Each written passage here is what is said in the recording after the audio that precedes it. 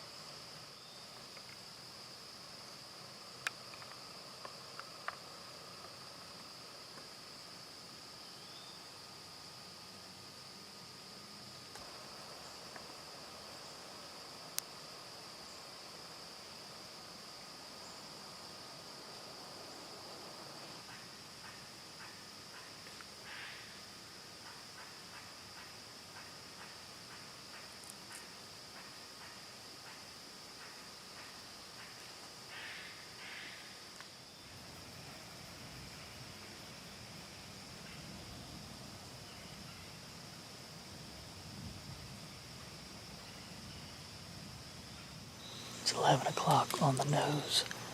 Those yearlings just got up after a little over an hour and a half of being bedded up here in front of me. They got up, fed right underneath me. Went to that little oak flat that's right behind me where that doe was at yesterday and all that feed sign is. Then we're going to get down. I want to go check in this creek bed on the opposite side of the oak flat and see what the sign looks like there. But I don't know if I want to give this particular tree another afternoon sit and then, judge what I'm going to do tomorrow based on that or what. But I'm considering making a move, so we'll just have to see what I end up finding whenever I get down, because I'm going to check that, and then I'm probably going to check another spot that's quite a bit more.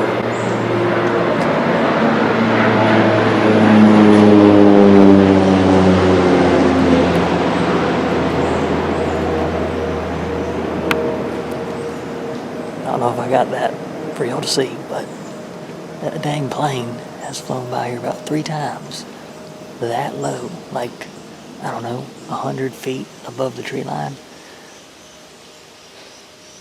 Aggravating.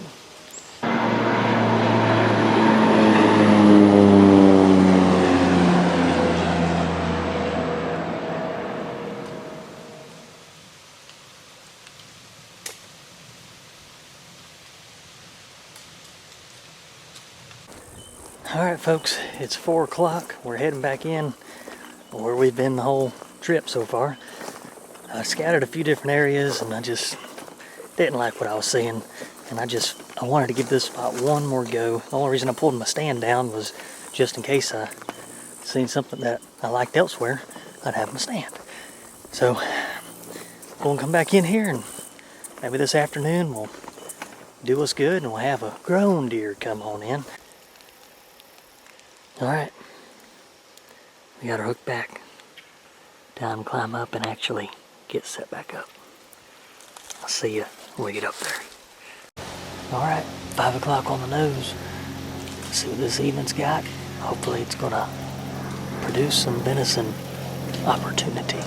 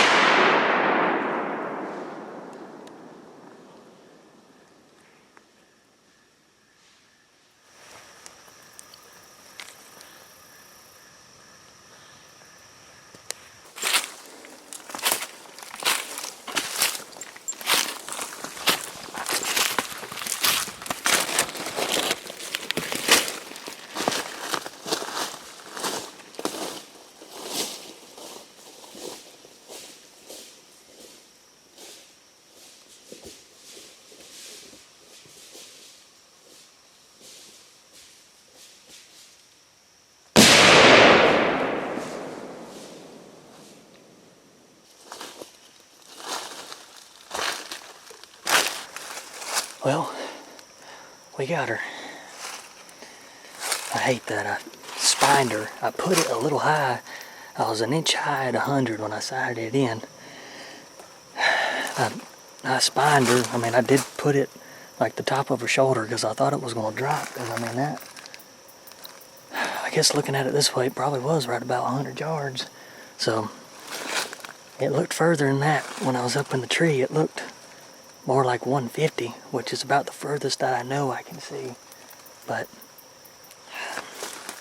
I hate that. I had her run up there and she was trying to get up. I was going to put one in the back of her head, but the way she was struggling there, if they get their feet underneath them, just for anybody that doesn't know this, if you spine a deer, but they end up getting their feet up underneath them and can get up, that's going to be the end of when you see that deer, unless you get a dog on it.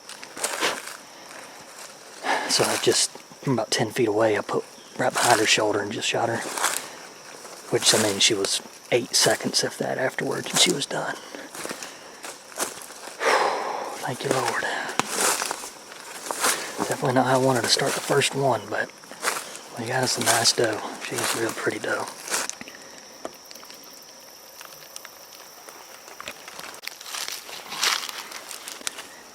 Thank you, dear. Thank you, Lord.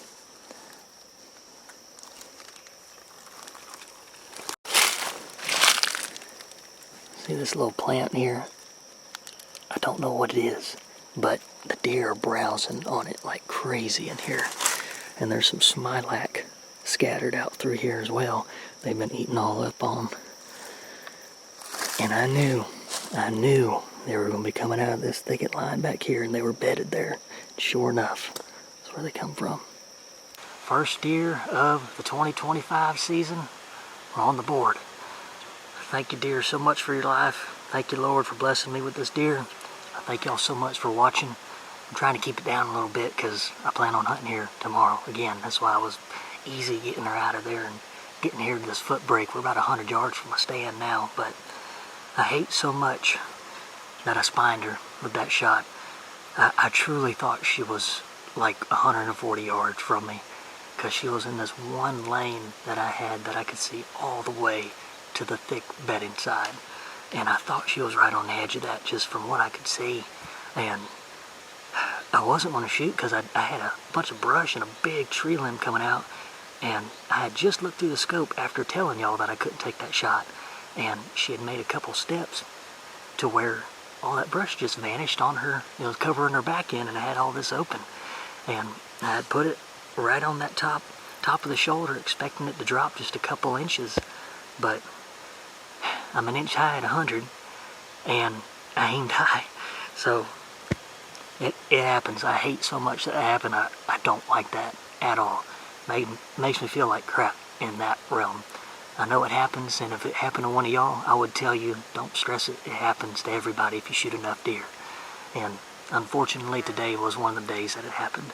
But at least I was able to get down quick, run over to her, get another one in her. I was going to run up and just put one in the back of her head, but the way she was still trying to get up, like I said, hear me again, if you spine a deer and it drops down, if it gets its feet up underneath it and get up and gets going, that's going to be the last time you see that deer unless you get a dog on it. And I wasn't taking that chance, so just put one right behind her shoulder. In 6 seconds, 7 seconds, she was done. But again, thank you, Lord, so much for blessing me with her. Thank you, dear, so much for your life. She's going to feed me and people I love for a good little while. So, first one of the season down. I appreciate y'all for watching. Let's go get that game cart and let's get her out of here.